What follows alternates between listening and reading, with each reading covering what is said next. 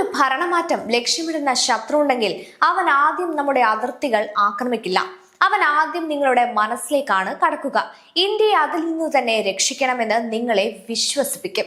ഈ വാർത്ത നിങ്ങളിൽ എത്തിക്കണമെന്നതിനാലാണ് ചില കാര്യങ്ങൾ സൂചനകളിലൂടെ പറയുന്നത്. അതിന്റെ കാരണം മനസ്സിലാക്കാൻ നിങ്ങൾക്ക് കഴിയും. എവിടെയോ ആരോ ഭാരതത്തെ പഠിച്ചുകൊണ്ടിരിക്കുന്നു. അതിന്റെ ദുർബലതകൾ, വിഭജന രേഖകൾ, ജനസംഖ്യയുടെ ഘടന. അതിനെ എങ്ങനെ ഇന്ത്യക്കാർ തന്നെ സ്വന്തം രാജ്യത്തിനെതിരെ തിരിയാൻ ഉപയോഗിക്കാനാകുമെന്ന് അവർ ആലോചിക്കുന്നു. അങ്ങനെയാണ് ഒരു ഭരണമാറ്റം ആരംഭിക്കുന്നത്. ഇന്ത്യയിൽ ഭരണമാറ്റം ടാങ്കുകളുമായി തുടങ്ങുകയില്ല. ഒരു കഥയിലൂടെയാണ് അത് തുടങ്ങുക.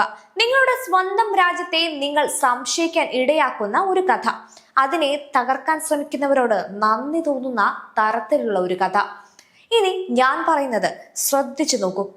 ഘട്ടം 1, സമ്പദ് വ്യവസ്ഥയെ ദുർബലമാക്കുക. സാമ്പത്തിക ഉപരോധങ്ങൾ, വിതരണ ശൃംഖലയിലെ തടസ്സങ്ങൾ, കറൻസിക്ക് മേലുള്ള സമ്മർദ്ദം. അതിലൂടെ സാധാരണ ജനങ്ങളുടെ ജീവിതം കൂടുതൽ ബുദ്ധിമുട്ടിലാക്കുക. ഘട്ടം 2, എല്ലാ പ്രയാസങ്ങൾക്കും സർക്കാരിനെ കുറ്റപ്പെടുത്തുക. ഒരു നയത്തെ മാത്രമല്ല, മുഴുവൻ സംവിധാനത്തെ. ഘട്ടം 3, ജനങ്ങളുടെ തീവ്രമായ വിഷയങ്ങൾ കണ്ടെത്തുക. തൊഴിൽ, പരീക്ഷകൾ, കർഷകർ, മതം, ജാതി. ഘട്ടം 4, ആ രോക്ഷത്തിന് മുഖങ്ങൾ കണ്ടെത്തുക. ആക്ടിവിസ്റ്റുകൾ, ഇൻഫ്ലുവൻസർ, വിദ്യാർത്ഥികൾ, ചിലർ മികച്ച അഭിനേതാക്കൾ, ചിലർ അതിനായി പരിശീലനം നേടിയവർ. ഘട്ടം 5, സോഷ്യൽ മീഡിയയെ ആയുധമാക്കുക. അൽഗോരിതം വഴിയുള്ള സ്വാധീനിക്കൽ, AI ഉപയോഗിച്ച് നിർമ്മിച്ച വീഡിയോകൾ, പ്രശ്നങ്ങളെ പെരുപ്പിച്ചു കാണിക്കൽ, ബോട്ടുകൾ ഉപയോഗിച്ച് ചെറിയ ശബ്ദത്തെ വലിയ വിപ്ലവം പോലെ അവതരിപ്പിക്കൽ. ഘട്ടം 6, പരസ്പര ബന്ധമില്ലാത്ത പ്രതിഷേധങ്ങളെ ഒന്നിപ്പിക്കുക. വ്യത്യസ്ത ആശയങ്ങൾ പക്ഷേ ഒരേ ശത്രു. ഘട്ടം 7, ഒരു തീപ്പൊരി വരുന്നത് കാത്തിരിക്കുക. ഒരു സംഘർഷം, ഒരു അറസ്റ്റ്, ഒരു മരണം. തീ കൊളുത്തിയത് ആരാണെന്ന് ആരും ചോദിക്കില്ല. എല്ലാവരും തീ മാത്രം നോക്കും.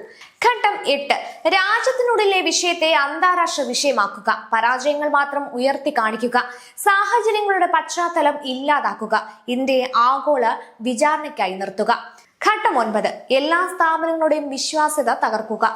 കോടതികൾ നിയന്ത്രണത്തിലാണ്, തിരഞ്ഞെടുപ്പുകൾ വ്യാജമാണ്, പാർലമെന്റ് ഉപയോഗശൂന്യമാണ്, പരിഷ്കാരം അസാധ്യമാണ് എന്ന ധാരണ സൃഷ്ടിക്കുക. ഘട്ടം 10, നേതൃത്വത്തെ ലക്ഷ്യമിടുക. എല്ലാ